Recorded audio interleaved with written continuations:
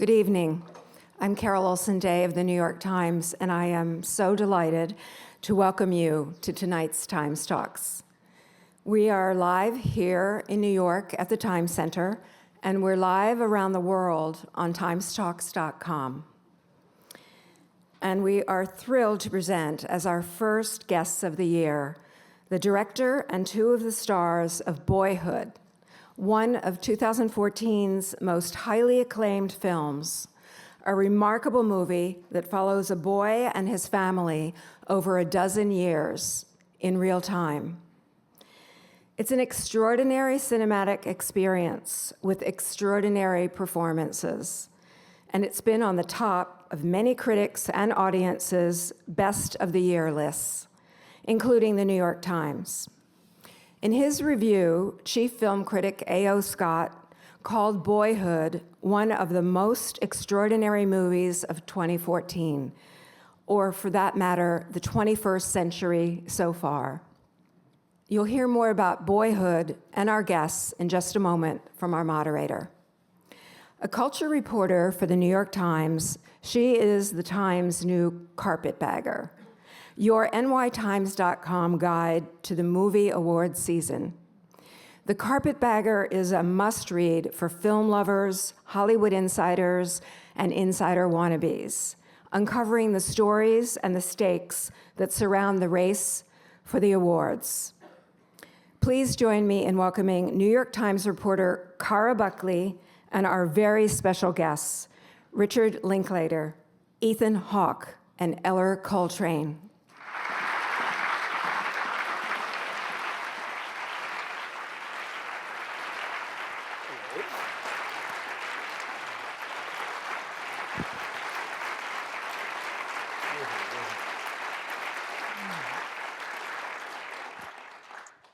Thank you, everybody, for coming tonight, and thank you, gentlemen, for coming tonight, too. And I just thought we would kick off the questions with the idea of where the idea came from for Boyhood. Oh, gosh, the big question. I think I've been a father for about 6 or 7 years, and, having a kid, you just sort of have to relive your own childhood a little bit. And as a filmmaker, I'm always thinking, is that a movie? Can I make a movie about that? So it was really about wanting to explore childhood in a movie, narrative. And I guess I thought about it for a couple of years and couldn't really crack the story, because if you think about it, most films about kids they cover like that special weekend or that one moment of that summer, because you've got this limitation with the actors, physicality. You can't cast a 7-year-old kid. Oh, now you're 10. I realized I didn't have that one moment. I wanted to express the whole, what it feels like to just grow up and all that territory. And so I'd kind of given up on the idea, and then it hit me, like, well, if we film a little bit, I think I found the form to tell what I was trying to express. And time seems very much something you played with throughout your career, like in Waking Life or in Dazed and Confused. It was the last day of high school, and in the Before series. So is that sort of one of your tropes? I guess obviously it would be. I've had to think about it, especially the last two films, because Before Midnight, that with Ethan and Julie, kind of was about that. It's a trilogy over 18 years with all this time in between, and then this is kind of a bigger movie about time. So I've had to think about that a lot the last 2 years, and I think if I had to analyze it, I kind of have used time as a structuring device, maybe, kind of in place of traditional plot, like that's kind of phony to me to a large degree. A lot of that's, kind of created, whereas time is something we can all relate to. It's kind of the way we process the world, the way we think, how we go through life, and so much of what I'm trying to do is kind of capture how it feels, So I was really trying to not tell a story about childhood so much as what it feels like to grow up, and in this case, what it feels like to be a parent too, to try to figure that out. So it's just kind of more the feel. So time for me works in that. Cinema has a very special relation with time that I think is very fertile for new forms and things. And did you two have worked a lot together? I think last night you said, how many films is it? 8. And I think also last night you quoted... Never again. Yeah. This was the last one. Jeez. I've been carrying him for... But didn't you quote in New York Times the critic last night and how Richard sort of impacted... I quoted the great Manola Dargis, who really, said it best when she said, this is our second collaboration together. She said, Richard Linklater achieves the impossible, or seems to achieve the impossible. Yeah, I don't think I could. He didn't quite get there. Well, wait, here's the punchline. He makes Ethan Hawke bearable. That has been my goal. Yeah. And while I'll give her that was a major accomplishment, I actually think he's done some other things too. Boy. Not even likable, Sensitive. like it's just, not even bearable, Just like it allowable took in the off room. the toxicity. That was a long time ago. Yeah, well, yeah. So I was bearable, even then. And you had worked on before Sunrise, and when the idea of Boyhood came around. We'd done Before Sunrise, Waking Life, Newton Boys. Had we done tape before we started this? Yeah, when we'd done tape. We shot tape. Yeah. Kind of a real time, movie. Speaking of time, we did this film in real time. And then I approached Ethan with this idea. He was the first person I talked to once this kind of movie hit me. I was like, what about shooting it over, here's what it would be. And you got this really weird look on his face. And Ethan was like, cool, yeah, I want to do that. Yeah, just immediately, this is how we work. He's just like, yeah, just think of it. So we were sort of off to the races. And were you were a father at that time? Were you a father? We both You were were. a father as well? Yeah. So, At that point, we each had one kid. It was so fun for me because to end up, that was the inception. It was still, I remember during that conversation, the idea was such it was embryonic.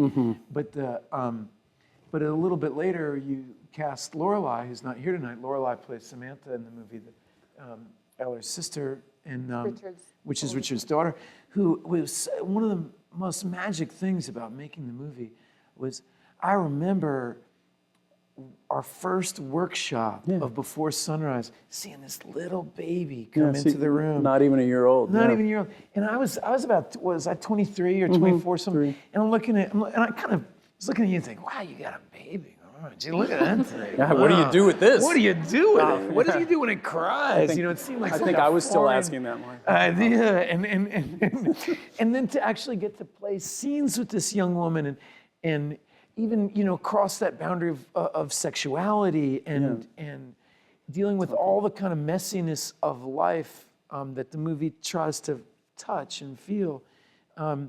It's just one of the great experiences of my life to get to do it. I mean, we got to know each other later, but I mean, I really do think that Lorelai is an unsung hero in that the whole creativity of this because of her relationship to you, which you couldn't really know, but we all know when you get kids together, Lorelai, because she was Richard's daughter, had a tremendous amount of confidence on the set. Which then She had grown up on movie sets too. So. It brought out your natural competitor. Like, well, if she's going to be funny, I'm going to be funny. Yeah. You know the way the kids are. Like, well, if you're going to do that, I'm going to do that. Yeah, it's funny I've got a better idea than how that. quickly they got that sibling. Even though at that time they were both only really children, fun. they immediately were, Yeah, both on screen and just as people. and so much was contingent upon finding the right boy for Boyhood. That was the only real thing Disappointment. we were casting for. The only thing, because it was like Ethan, and then I called Patricia up and we talked, and she kind of came aboard. And Lorelai sort of cast herself as the older sister. And then it was like, okay, who's going to play the kid? And when you determined to, you obviously have a penchant for people born in Texas, like all 3 people on the stage. So were you thinking it's got to be from Austin?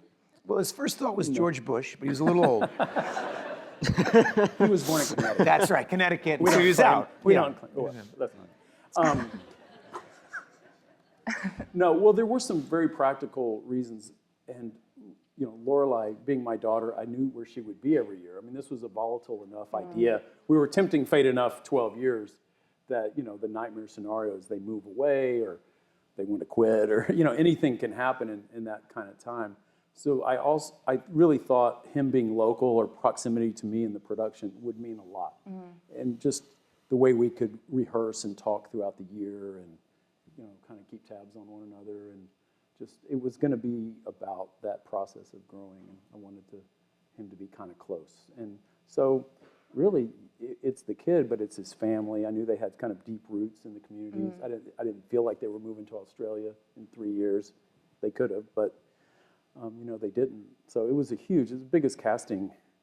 Everything about this film was so weird, but that was kind of the weirdest, to be looking at an actor going, well, because usually you're casting like, are you the right person for this role that we will in the next couple months, But this was like, well, who are you going to be in 10 years, Yeah, it could get gnarly. When do you ever get to do that in this world, So it was like finding the next Dalai Lama or something, where you're just kind of like, well, how many... little man, is this yours from, we were, no, but we really just, we talked a lot, and he told great stories, and he loved As movies. a 6-year-old? Or... Oh, yeah, he was unlike any other 6-year-old. He was already watching R-rated movies, and his music taste was, that of a really cool, like 14 or 15-year-old. What were your music tastes as a 6-year-old?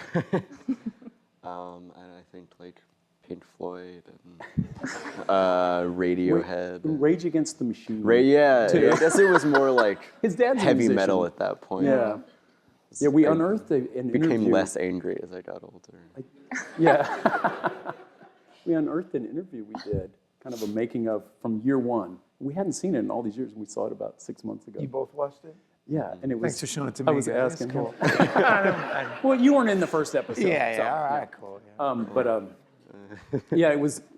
I was standing next to you as you watched it. Your little, 7-year-old self at that time, talking about the movie and what it was going to be, and what your relationship was like with your sister in the movie, and what you were listening to, and that was really funny to hear this little kid. But he had like his jeans were torn. He was just too cool for that. Like We had to make him very dorky. Is that because you grew up in Austin? Like, how did you get to be he was so like cool a at 6? hipster Austin musician dude at 7.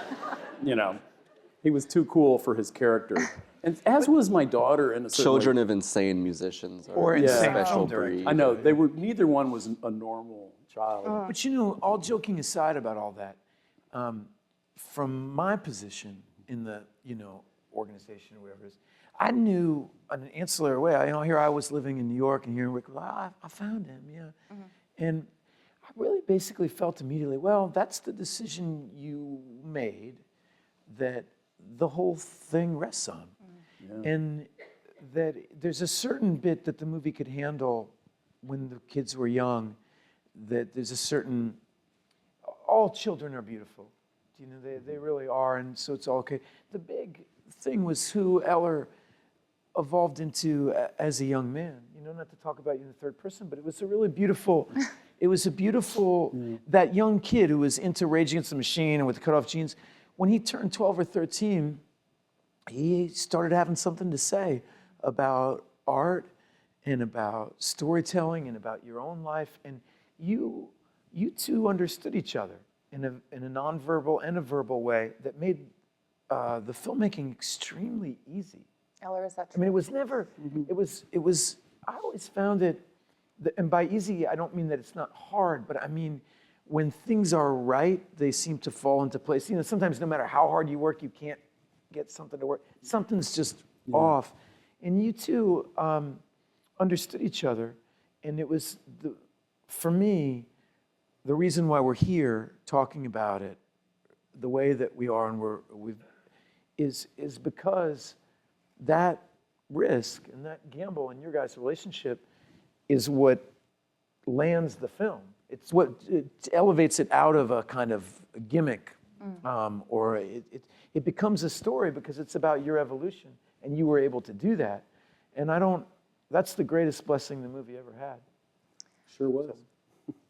And did you know, as a 6-year-old, did you know who these guys were, or did you have any concept of, I'm going to be growing up on screen, basically? I mean, yeah, I don't know. I mean, I knew who they were as much as you, like the idea of like what a like famous like movie person is pretty abstract when you're 6, and also the idea of 12 years is pretty abstract when you're 6. Twice your life. The next 12 years is like hard to wrap my head around now, but as a 6-year-old, it's pure fantasy. But I mean, I think I understood as much as I could, you know. I had been around a lot of like weird art projects, and so it sort of made sense. Yeah, you were excited about it. Yeah, and Ellar was yeah, I never was wavered. excited. People always ask like, "Oh, well, was that year you wanted to quit, or did you ever?" He was always ready. You just call up, "Hey, let's go have lunch. Let's talk about next year's thing or what we're doing," and he was just always there. Mr. Consistency, always excited, always bringing everything he had. Did you bike over to every his year. house sometimes? Like you guys sort of hung out? Yeah, you we'd guys hang out a little bit. And as he got We would have older, lunch. yeah, he would call up and say, "Hey, I'm thinking about getting an earring. Would that be okay for my character?" You know, like I was, What did things you like that. say? He was just always very conscious of. Did you let him get an know, earring? Yeah, I let him get an earring. He's not my kid. He can do whatever he wants. But I think I did preface it. Is that what guys your age are doing? Is that going to work in the movie? It's like, okay, fine. That's not out of the norm because And I understand to sort of foster a sense of intimacy, you spent a weekend with Patricia, right? You and Lorelai, and you guys sort of hung out. She kind first of weekend. Yeah. took us out to the pool and like did arts and crafts with us, and established that maternal relationship. And did you? Patricia's Comes a very hell of a natural. mom. She is like she is a maternal force. Well, actually, there's a clip showing her as a maternal force. So why don't we, if we could see the first clip, Patricia as maternal force. It's something in the clip. But if we could see that, that would be great. Do you still love Dad? I still love your father. But that doesn't mean it was healthy for us to stay together. What if after we move, he's trying to find us and he can't? Well, that won't be a problem. He can call Grandma and she'll tell him, or he can call information. We won't be hard to find. Is he still in Alaska? No, that's what your uncle says. Probably taming polar bears or something. Yeah, well, I hope they're taming him.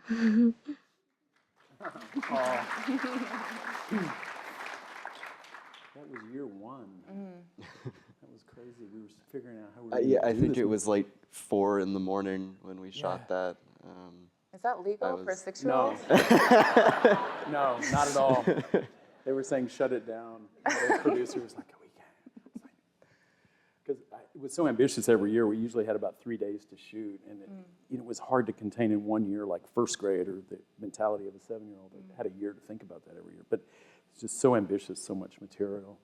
So, yeah, it was late. But again, Trooper found his energy and was there, My mom was telling me that she remembers like an argument about exactly that, the legality of that, and Rick just being like, well, why make a movie? And she was like, yeah. My mom. Yeah. Well, that's the difference. Instead of, my kid needs his night's sleep, Genevieve, an artist, both his parents were artists, they were like, Here, drink some more herbs. You can, Yeah. you can keep going. you'll be glad you You're did. not What's sick one yet. night in your life? You'll catch up sleep tomorrow. But we were sort of, I felt like we were casting the parents. I mean, they're making a family decision. You can't have a 6 or 7-year-old make a big decision like this. It was the parents were, coming aboard too in a big way. And I always hoped this would just be a fun thing in his life all these years. So. And Ethan, were you and Patricia involved in like naming the characters, the kids, and figuring out your names? Like, how did you arrive at that? Well, one of the things that Rick does that is so exciting for an actor. I mean, you just spoke about kind of exchanging time for plot. But a lot of what makes acting so difficult in most movies is that you're asked to carry this artifice of plot. Like our lives don't really have a beginning, middle, and end in some clear narrative sense, the way that most movies ask. Most relationships don't work that way. So there's always this inherent lie in everything you're doing. And you're always asked to say, it's what makes acting on TV bad. It's not that the actors are bad, or, like an episode of Matlock or something, like, it's hard to do well because you've got to say, well, Matlock, if we don't get the car started by 8:15, the school will blow up. Come on, Matlock. Oh, I happen to have the key. Whatever it is, you got to make up. It's not about the character. Yeah, it's exposition as dialogue. As dialogue. It's hard to do, yeah. And what Rick does is he strips the act. We don't have any of that responsibility. So we actually can be human beings, which is such an exciting opportunity. And I've said this before, but you often hear people say like, oh, this director really has vision or something.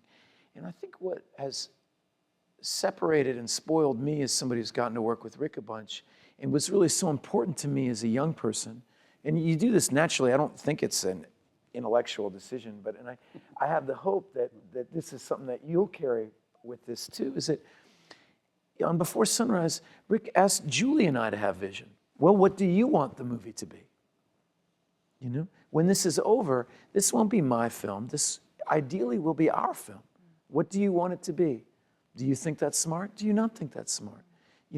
And in doing so, what happens is the actor invests themselves in the movie, and they're not then trying to sell some other person's. They're invested in making it work themselves because it's important and true to them. So you get the thing that Kazan used to talk about of putting something real on screen or on stage, something real that's worth your money or your time. That's not a lie, that's not a fake. And in little things, I remember on Before Sunrise, you saying to Julie and I, what should our characters' names be? Nobody had ever asked me that before. And it's this weird tiny bit of agency. Oh my God, I want my character to be named Jesse. And then you're like, that's me. And this whole thing starts happening. And I'm not sure I'm right, but I think you guys picked the names and I was forced to take the dad's, the senior. How did it work with names? I know. I think Mason came out of that first year. Yeah. And then I just got handed it. So yeah. I got screwed on this No one. agency on this one. No, but I loved it. But, and there's so Mason many ways Senior. in Rick, Yeah. the way, and I love the name, and so I don't really remember. I know that there was dialogue about it and that I was involved in it. And it's a subtle thing, because what's in a name, really, right? Patricia's not even called by her name until several years in. Yeah, right. I don't She's think mom. we had decided. script, I it remember was that mom being and a dad. conversation. Yeah, much right. When you're a little later kid, you don't on. even know what your parents' names are. I know, you know what They're they mom do and for a dad. living. Yeah, it's like My kids eventually- think, it's so funny, my kids think everybody's parent is in movies and stuff. I mean, they just. Why they're wouldn't they be? I remember I hear my son say, what, I've never seen your dad on a magazine cover. Oh no! Oh no! What magazine says you? And I had to explain to him that's kind of unique. That's unique to our film. Oh, why? You've been on a bunch. Yeah, but people who grow up like in the White House, or they always go, it's that perspective. It's so fascinating as a kid. Like that's all you know. What the world has kept from you, you just don't know. And I kind of wanted the film to feel like that, just widening of perspective. Like the film is so much from his perspective, but yeah. Like, oh, the whole world's not like this? That's just how you feel. And how much did you guys have agency in creating the storyline as it went forward? And how much did you have a vision of where it would go? Well, kind of the basis of it all, I always felt we had a really strong architecture to the piece. I just knew. It was a DNA to the whole thing. Yeah, and it was easy for me because it was kind of like my own childhood I was examining. And my parents and all that. Yeah, so much of that is autobiographical, but it's not specifically because I knew it would be mixing it through my cast and in the contemporary setting, and it wasn't that extraordinary. Kind of like the movie itself. It's like, well, these are my parents and this is my life, but let's just start there and bring more to it. And Ethan and I found out our dads both, kind of were in the insurance industry and what they did. So we like. It's funny, we'd known each other so long already, and we'd never really talked about that. that. They had almost a similar job, and like, well, let's head that direction. Let's have him go there. And Patricia and my mom were very similar. They'd gone back to school and had kind of... Well, Patricia's mom and your mom, not Patricia. Yeah, right? Patricia's Yeah, mom. yeah, Yeah, yeah. I'm sorry. Yeah, there were a lot of similarities there. And, you just start there and you just kind of... the whole thing was just an exploration of that, of parents. And for us, I mean, we had all been kids, and then we were current parents, and then we had our own parents. So it was this cross-generational kind of exploration that was really, that was something to explore for 12 years. And then we always got to bounce it off Lorelai and Ellar. Yeah, these and what kids they who were were interested coming up. in and what spoke to them. So did that conversation, was that continually happening like around the same time every year, right before you're about to go I into mean, kind of production? throughout the year. Constant. Yeah, Yeah, just and it was throughout the the year. end of one year, it'd be, okay, next year, this is what's happening. But it might be a vague outline, like there's a camping trip, you come and pick them up, and we're That's gonna all do we know that, for a and while. and then What are we have going a to talk year about on the to- camping trip? I don't know. What about this? And then I would come in with ideas about. I remember that whole thing with Lorelai about sexuality and stuff. Yeah, it's it was like- actually there was an article in the New York Times that kind of blew me away about how our country has the highest rates of teen pregnancy and things. Because we're so Victorian in our ability to talk about like sex. abstinence only And crap, that never yeah, works. And so I thought, well, I should try and I was sharing, we're like, is talking this to the Rick year? about, yes, Yeah, it should is I the try year. to, and I tried to use the scene to talk about it with my own daughter. I'm working on this scene in which they talk about Sweden is very open about sex. But anyway, And knowing Lorelai, working with your own daughter, knowing her so well, at that year she was so absolutely like repulsed by any notion of anything like yeah, you to do with mentioned the word body. condom, her whole body. With And I knew, like, hey, we're gonna film her first because the reaction will be very real. But you had to have the sex, so you were conceivably had the sex talk with she her had first. it years earlier. Conceivably? Yeah. No, she wasn't. She knew all the facts very early. It was just related to her body, and hearing it was just that. Especially I hearing knew it it'd be from a- me. Yeah, and this she guy who associates us she's together. known her whole life. Yeah. And looking back now, when you first saw the film, when did you first see it in its completed state? What was your reaction? About a month before Sundance, I guess. I wept for like 2 days. It was a lot to take in. I didn't But hear from him for a while. Rick was like, hey, you should take this and watch it alone. It's going to be intense. And it was intense. What was it about? What was the intensity? What was... I think the way we age is something, and the way you change over time is something that, you spend your whole life kind of wondering about and trying to put your finger on. And, you can look at pictures, but it's entirely different to see it like this. And I don't know, it was just kind of an overflowing of emotions.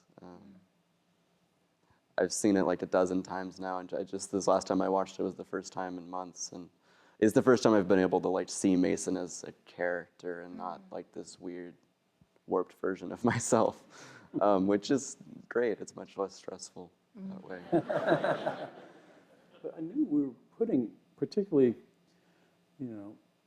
Ellar and Lorelai in a really unique position. I don't think an actor's ever been in. People have been documented, I guess, in documentaries and things like that over time. But in a narrative piece, where it's a fictional character, but it is a representation of them through all these years. I knew that would be a pretty big thing to take in. But over the years, I thought, well, at least they'll be kind of young adult.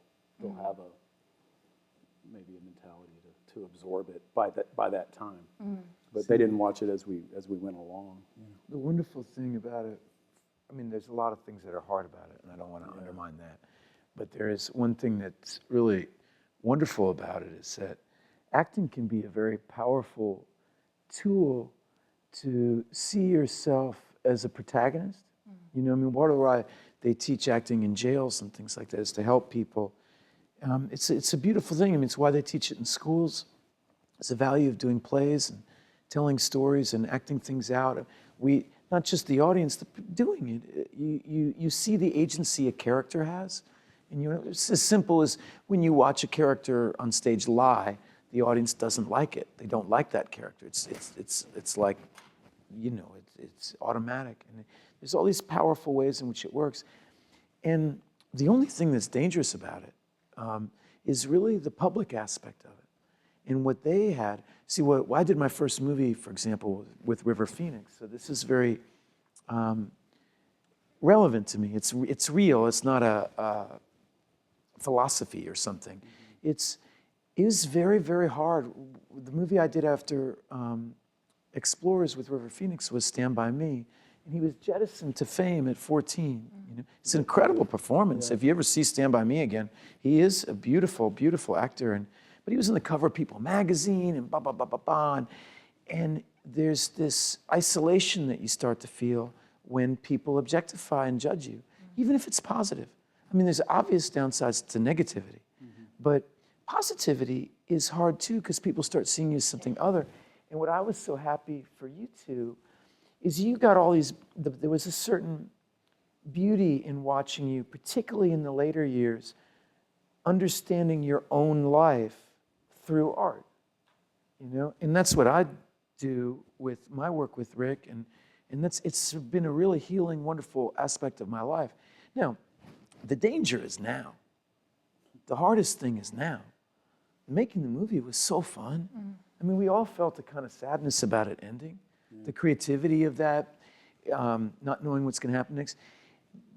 Being a public thing of which it can be bought a ticket for, and the great beauty of the movie, the thing that, and you can't know this, but you know, I've made a lot of movies, and a lot of times people don't care, you know, and it's a really wonderful feeling in a way to walk down the street and have somebody walk up to you and say, I love that. But when they really love it, it becomes theirs. It's this movie belongs to other people. It's not ours anymore, you know. And it's a hard thing to give away. You know, whether it's writing or music or whatever, it's a piece of you. If it's real, if it's good, it's a piece of you, and you have to let it go. And it's very hard. It's very hard. You must have felt protective towards the kids as well. Like you kind of knew if this worked, that at the other end of it, they were going to be exposed in a way. I remember a year or two before kind of preparing you, I don't know if you remember, the opposite. Like, this means a lot to us. We've put in this all these years. This would have been really hard. I asked you to say, here, tell me what this movie's about. And you started trying to describe it, and I just like, hold it right there. The reason, that's why no one's ever going to see this movie. Because you can't, it's hard to, you know what, a guy grows up, not much happens, you know, just don't, this is for us. It was about lowering expectations. But yeah, I was like, you know, I've done a lot of movies that you've put everything into it, and you know, distribution is really iffy in the indie world. Just don't expect anything. You know, I was going that way because there's a lot of anticipation, like, oh, maybe my people will biggest like fear was it or not that it would something. go well, is that what Yeah, if, no, I was kind of preparing them for the other side. I didn't really anticipate that the concept of the movie itself would be a hook. For some reason that had Or never just the emotion of crossed that seeing it. line. I Yeah, or mean, that's like what is emotion almost the that was sucker punch. Like unanticipated, you know Yeah. as it's unfolding on screen, you understand what's happening, but something visceral happens at the end when you realize you've watched this man completely come of age, this young man. Well, that was the idea, that it would have this cumulative effect. But still, you can't really count on people being able to see it or it all working out. But we've been fortunate that way. Good distribution and great response and all that. Yeah.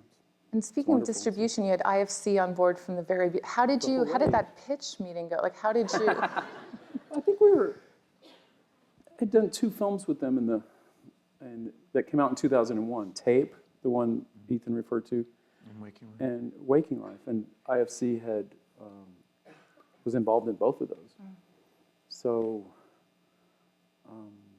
you know, I talked to them about it, just kind of throughout the idea. It's a funny meeting, though. Imagine saying, okay, there's no script.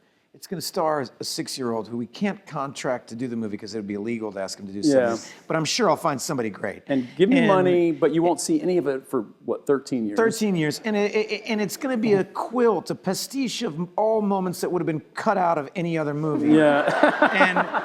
But it's going to be great. Yeah. And my hat is totally off to Jonathan Searing. Yeah. You know? Who's the? He's the guy that Head of IFC. He's the only guy Productions. besides Rick that I really think without whom this movie wouldn't exist. You know, I mean, he's a really. I I talked to a few other, producer type people who had money and seemed, young enough that they might jump aboard. And Oh, that's right. and they were like, it's a great idea. Like, they got it the way, the actors and artists kind of went, oh, cool, way to tell a story. But they couldn't wrap their head around the money thing. Like, it doesn't make any, no assurances. It was just too many risks involved. But I think IFC, because of their environment, that, they have a big library of films. They were producing, we were doing this very low budget, and I think they just were thinking long term and gave us that opportunity. So every year we were very, very, grateful that we got to keep going. And I wouldn't have necessarily predicted that they would have been a constant. Companies get bought, sold, all that. But they're kind of a part of a big, operation. So very lucky. The same people there at the very end distributing the movie. It was kind of a great, full cycle, wonderful experience with them. And can you talk a little bit about the actual production of the film? Like, was there a plan? Well, I know the word plan, I use that loosely, but we're going to meet for a week, a year, around March. Like, was that sort of the idea? Was it like herding It sound cats? like it's 1 year, like same time next year, something. And then the more movie would absurd always than be that. seasonal. It was much more, one. Fluid. Yeah, it was it's much like, well, what is the next scene? Oh, what time of year would that take place? And then it was, okay, is it, seasonal dependent? And then it was logistically just, Can't take the kids to a Kathleen, baseball game. in Kathleen December, Sutherland, my producer, it just, as soon as we ended, I think we gave ourselves a month or two of a window of, okay. And then it was like, okay, well, What's next? what's the schedule looking like for this year? Oh, Patricia's on her show, and you're doing a film, and what's Ethan? Oh, Ethan's doing a play, and then he's, so it was always just trying to find when we could get those few days. So, but it was everybody was very committed. We were all in. So. And it only got more committed, I think, for all of us. Yeah. It just got more exciting. Because, in the beginning, it really did feel like an experiment. I'd go down to Austin and shoot a scene, and people say, well, when's that movie come out? It's, in 11 years. And it sounds so weird. But then once we'd done it for 6, 7, 8 years, we got really excited about, well, this is, and we started to feel It's really happening. Yeah, it became real. And then I started looking forward more and more to it and wanting to schedule your life around it, these couple days. It's working, and you're totally in love and committed to it. When I said, hey, Ethan, if I get, hit by that bus, you have to finish this thing. Like if... Well, that was the risk, right? Like someone dies. Well, it's a risk in life. Yeah, Right. You never even mention that, but It's the a phone risk could coming here ring, or, tonight, it's like, people always ask, like, well, yeah, what if someone died? What if, and I'm like, well, if I got that call, it would be like, I hope my first thought wouldn't be about the film.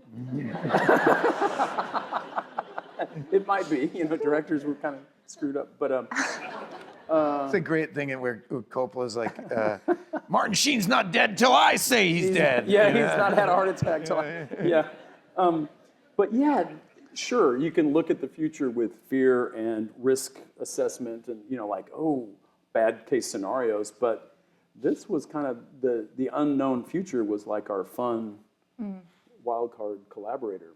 That was like, wow, there's all these things we don't know what's going to happen, but isn't that going to be cool when we get there and we're just going to assess the landscape, not only of our own lives, but the culture. Like I remember presidential elections as a kid, and when the Obama election of 2008 was going on, I said, yeah, I want to depict that. Even if he doesn't win, we shot that before the election. But I was like, even if he doesn't win, I think I would, to me, the whole film was like a memory, and it was like, what would you remember? Because for me, it was, I remember the elections as a kid.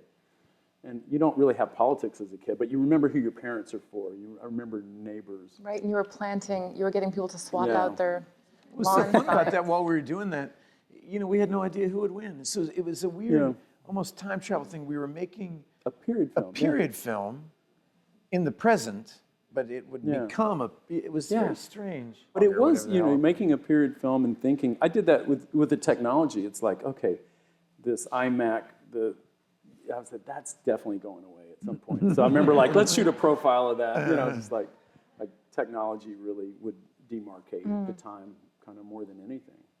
Didn't your daughter want out? Didn't she want to be killed off at one point?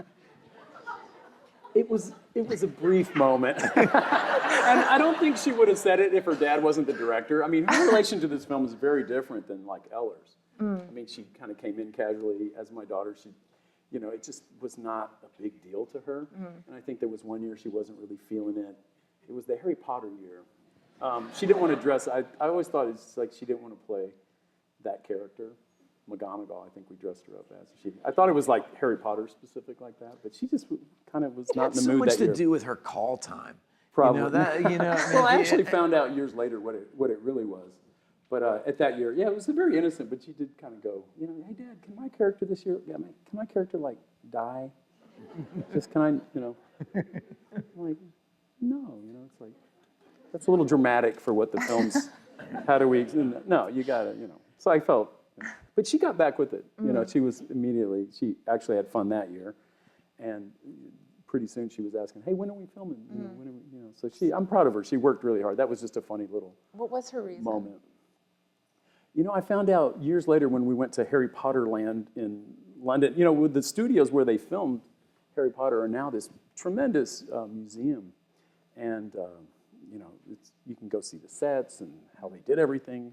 It's pretty amazing. Even as a director, I'm going, that's how they did that? Oh, cool. So I found out finally that I think Harry Potter was so real to her at that age that her dad making a film, using it, the book release midnight parties that they had was breaking the spell. Like I think she thought she was going to get a letter from Hogwarts and, marry Harry Potter, not Daniel Radcliffe, like Harry Potter. It was like she was in, kid fantasy land or something. So it was brief, but yeah, I found out years later, like, oh, that's what was bugging me. It was me her dad sort of, ruining that for her. It was kind of sweet, Did you ever want out? I guess you could. You were kind of a linchpin. Not that anyone else wasn't, but. No, I mean it. Yeah, I could have ruined it if I had. Yeah. They didn't even. If I had really the movie, like, wanted to. The last couple of years, you really could have said, "Hey, I need a new car." And Ethan, how much did you, being a father, sort of inform, or did that, your lessons from fatherhood play into, Well, I think how you were parenting in the film? Part of why, I don't know this, but I think part of why Rick wanted to invite me to be a part of this project was because we have a similar viewpoint about, we mentioned about our own fathers, but we're both going through that, Lorelai's ahead of Maya, my oldest, but fatherhood in navigating that landscape is one of the most interesting things to ever happen to me. And for us to have a forum, to have that dialogue together, and to try to create some art out of that. And I think that, I don't know, but I just know I wouldn't have been the right person for the part if I wasn't a father. Yeah, I wouldn't have approached Ethan. And even while we were making this film, between Patricia, you, and myself, we had a bunch more 5 more kids. kids. Yeah. So Somebody that didn't parenting take us thing to health just class. went up to another level. So yeah, that was an ongoing thing. But it was very important. That's why I approached Patricia. She had been a young parent. I'd only met her once. I loved her as an actor, but I thought, oh, she's going to have a lot of deep, ideas about being a single mom and, what that was like, so. And in terms of how your character was a parent, was that something that that he wrote the lines, you guys wrote the lines, or was it a little bit more collaborative? You work with, well, you have to understand too, we wrote before sunset and before midnight while we were working on this together. So we were collaborating on a lot of different levels at the same time. And so part of all our jobs, Rick would come to us, it's kind of like this, it's hard to explain, but when you're involved in it, it made a lot of sense. It's kind of like Rick had the sheet music was all written out. There's this elaborate sheet music and the melody was all arranged, and this is where the bass would come in and this is where the rhythm, he really understood the music of the movie. the lyrics, as it were. And I'd say this was true of Before Sunrise too, when we first worked together. The architecture was in place. In the lyrics, he wanted all of us to come up with and be a part of.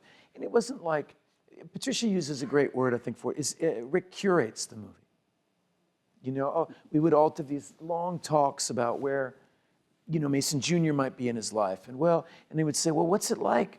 There's one of my favorite scenes in the whole movie is this one that we have walking through the woods where I say, you know, are you dating somebody? And he says, yeah, kind of. And I said, well, have you kissed her? And he goes, well, not really. And he says, are you dating somebody? I'm like, well, not really. He goes, have you kissed her? I'm like, yeah.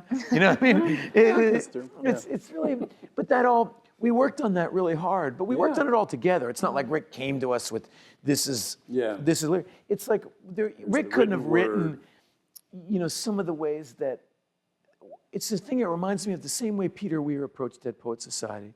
It's a wonderful way of filmmaking. He came to us as young people and he said, I don't want this movie to be nostalgic, like some old man's view of this beatific childhood. I want to feel what it's like to be a young man. And Rick was saying the same thing to Ellar. What's going on in your life? And then, so Ellar would say it, and you know, Rick would say, well, that's not this movie. This movie wants this. And it was kind of like sanding something. You know, he'd come to us with an idea of a baseball game and maybe talking about Roger Clemens' ERA, and we'd, you know, it was so fun, you know, but it wasn't like any other project. It was fun to include Ellar in that, you know, as he got older. It's like, hey, you know, you're going to meet a girl next year, and that's going to, you know, so. So did you have to like meet a girl in real life? Like, how did that work? Yeah, so you better get on that. I was just like, yeah, step up there. I was just saying, hey, take notes. You know, I don't want to be some middle-aged guy writing a teenage scene. I want it to be real and come to me with, you know, real conversation, some stuff you might have actually said in that situation. Is that what he told you?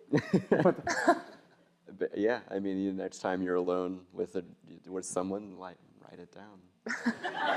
You don't have to write it down afterwards. then. You can write it down later. You know, my memory. If you have a memory. I'm not like transcribing my might life not help you as to be it writing happens. it while she's But You have the most beautiful eyes. And what do you say? No, but I wanted it to feel that, and I think that I love that scene too. That is in the movie when you first meet, you know, Sheena's character, because it does feel real, and you do reveal, you know, a lot about yourself there in a way where you're at. You're kind of vulnerable there, you know, so it's very important to the movie at that moment. And had that come from you writing down? So much of it, yeah. It did. Yeah. I mean that monologue was, and the kind of the Facebook rant were very much like Really kind of. It's great when like pseudo philosophy. Yeah, when we're that's good 17-year-old. You know, just the film required it at a lot of times, but it was like, yeah, you had to be coming into your own. These are your ideas, and it was great to have that outlet. I mean, to kind of take all this bullshit that's in your head. Always, but especially when you're 17, and have a way to kind of look at it through objectively, you know, through a fictional lens. And when you started the film, you were 6. Had you done acting before, or 7? When we were shooting. You were shooting. You were a 7-year-old pretending to be 6, right? Amazing, wasn't it? Well, was at the the end of hardest first part. grade, what are you, 6, 7? You know, you're in there. Had you 7. acted before? Had you? A tiny A bit. ton, yeah. I did a lot of like theater classes and stuff when I was really young, but I think I had one like part with no dialogue in a movie in Texas. I didn't know there was no dialogue in it. I think I maybe a colleague of mine had worked on shouted it. "Daddy." And actually recommended him. You know, so I was looking for actors. I didn't want to just scoop some kid off the street. You know, I wanted it to be, that would indicate family support and all that. So I wanted to find a kid who already kind of had their hat in the ring as an actor to some degree. So, and he had been recommended. They said, oh, he was cool, and you know, good to work with. That meant something, you know. But I still met a ton of people. Yeah, I was going to ask, how many kids did you meet before finding I Ellar? don't even remember. Just a lot, a lot. It was, you know, like I said earlier, it's just such a big decision.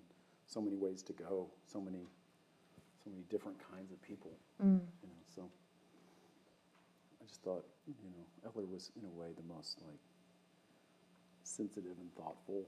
You know, and I think he was talking so much about like music and movies, and I thought he's kind of an artist.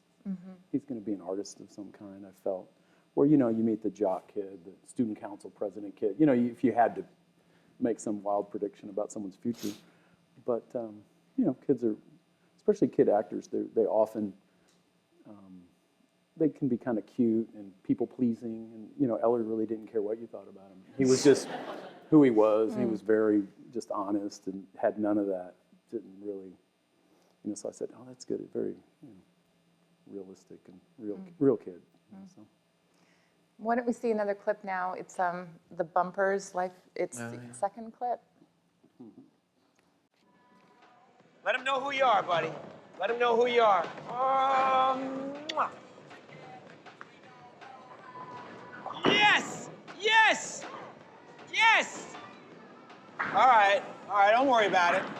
Looks like you use the bumpers. Bumpers are for kids. You know, what are you, 2 years old? You don't want the bumpers. Life doesn't give you bumpers. There we go. There we go. We got something there. We got something. Oh! Last time I went bowling, we had bumpers and it was a lot more fun. You don't want the bumpers, all right? You bowl a strike with the bumpers and it doesn't mean anything. Trust me. Just lay it out on the lane. 1, 2, 3, and... Run the lamb! Let's hear it for the father! Boom! Get up there.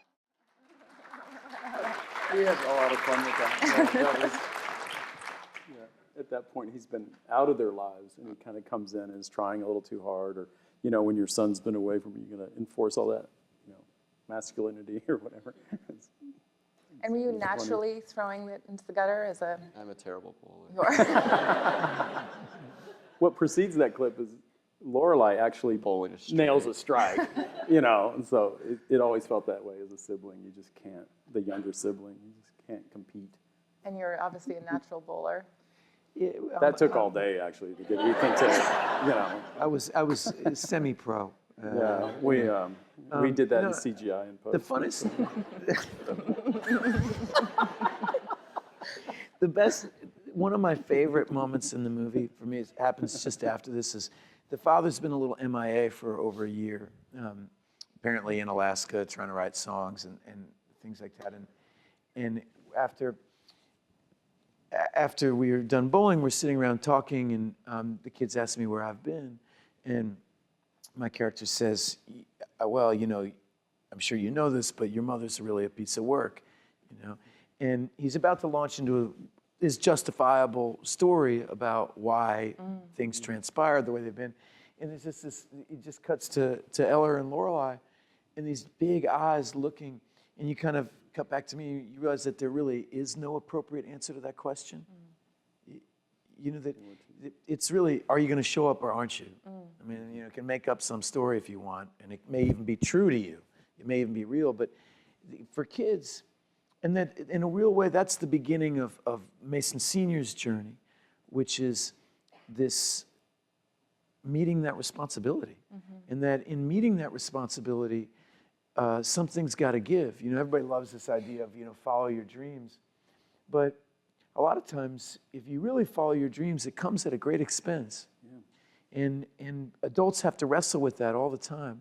At what point, at what priority to place their own personal dreams, and to what priority do you place meeting your responsibilities? You know, and this is the story from Mason Sr.'s point of view is a story that starts here about, you know, right after that he says, hey, look, I'm sorry about the bumpers deal, you know, I'm going to try to do better. Right. You know, I'm going to be around more often. And it takes, you know, your life doesn't just change in a decision. One of the the journey for me was trying to make all his transition from this kind of ne'er-do-well, GTO driving, aspiring musician who thinks it's okay to disappear for a year in Alaska, to a responsible father who's driving a minivan and has a job in an insurance company. And how to make that transition seem inevitable.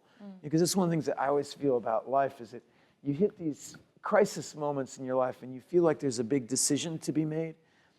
And if, you're up all night, you don't know, should I go left, should I go right? Every few years it happens. And when you look back, it seems so obvious that you're always going to go left. And you think, oh, why did I? You almost don't even remember that you stayed up all night making that decision. Seems inevitable. Yeah. And so my hope is that, because we always knew that by the end, the GTO would be gone and there'd be a minivan or some form of what a minivan would be in the future. And a minivan. And Nothing changed in the physical world. but that I wanted it, by the time that happened, to seem just totally natural. Yeah, we thought we were making this portrait of a dad who really loves his kids and is trying so hard. And mom, it's more obvious, people were like, ne'er-do-well dad, deadbeat dad. People want to project so much negativity on the We're so on the judgmental father. of parents all the deadbeat. time. I said, well, is there any way in the film that we show that he's not paying child support? Do we know he's the fault of the divorce? The film doesn't, that's all off screen. We have no idea. Because again, that's the kid's perspective. I had no idea why my parents got divorced. All I just knew is dad moved out. it's so they funny. don't, they keep that knowledge from you because you're too young to maybe grasp it. They don't want you. You don't know. I didn't even want to know. Yeah. And that's the point. From my point of view, Mason Sr., I think he had a real story. I think he really wanted her to come to Alaska. He really wanted the kids to visit, and she wouldn't answer his letters. And Yeah, we don't know what happened. You don't get to. But what you realize when you look at those kids' eyes is they don't give Right. what the reason is. Are you going to be there for me or not? Because whatever the reasons are, they didn't work for me. Yeah. You know, and that's the thing that you have to learn as a parent. Is this accountability that, and these years are passing. They go fast. Yeah, it's the guy who makes a decision. And he makes it right there at the bowling. Yeah. And he really is determined to get into his kid's life. There's another clip about you, trying to engage your kids, and the kids are sort of giving you these monosyllabic answers. Talk to me. Samantha, how was your week? I don't know, Dad, it was kind of tough. Billy and Ellen broke up, and Ellen's kind of mad at me because she saw me talking to Billy in the cafeteria. And you remember that sculpture I was working on? Well, it was a unicorn, and the horn broke off, so now it's a zebra, okay? But I still think I'm gonna get an A, right? Mason, how was your week? Well, Dad, it was kind of tough. Joe, he's kind of a jerk. Actually, he stole some cigarettes from his mom. He wanted me to smoke them, but I said no, because I knew what a hard time you had quitting smoking, Dad. That comes after. That cuts you off. Your comeback. Was there is that how, do you engage with your kids like that? Did your father Every with parent's had that scene. We know, but Some if version you of see that. more of that scene, it's just they don't talk. You're trying to drag it out of them, Yeah. but they don't want to relate to you. And how that scene continues on is that, and this is what came out of improvs with Lorelai and Ellar, was them throws saying, it what about back. your life? Tell me, what do you mean? Tell me, who are you dating? Yeah, And I'm like, yeah, I don't want to talk about that. He's like, okay, so we'll just, Thank you guys And for it was- being here yeah. tonight. Yeah, Thank you all for for all being your here. Thank you guys. Thank you guys. Thank you. Thank you.